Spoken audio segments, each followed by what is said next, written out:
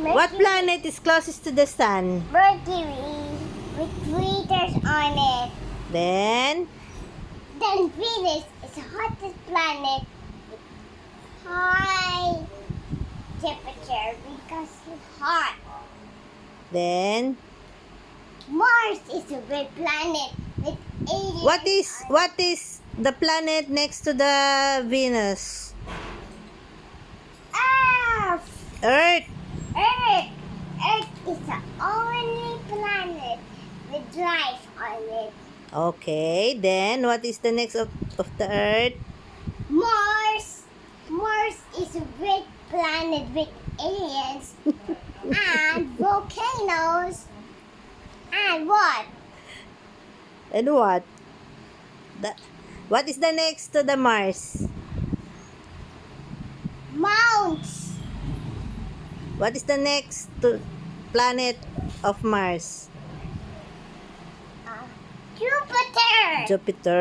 What is Jupiter? What can you see in Jupiter? You have a red spot. You have a red spot with rain on it. You have a red spot because have rain on it. Okay, what is the next to Jupiter? It's the windiest planet. It's the windiest planet in the solar system. What is it?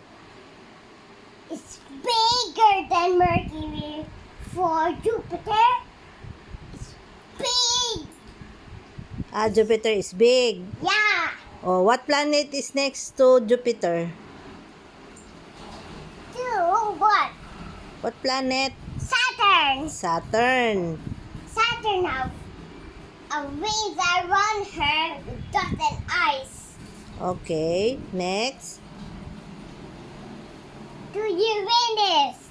Uranus. Uranus is the coldest planet because you have lower temperature. Because it's cold. Okay. And Then, Neptune is the coldest planet too. and then No? that's it. Mom, no, Ma. From Pluto, Mom. Pluto. Pag-start, Ma. What is the Pluto? It's not a it's not included in the planet already, di ba? It's a dwarf planet. Dwarf planet. Okay. Let's learn dwarf planets. Okay.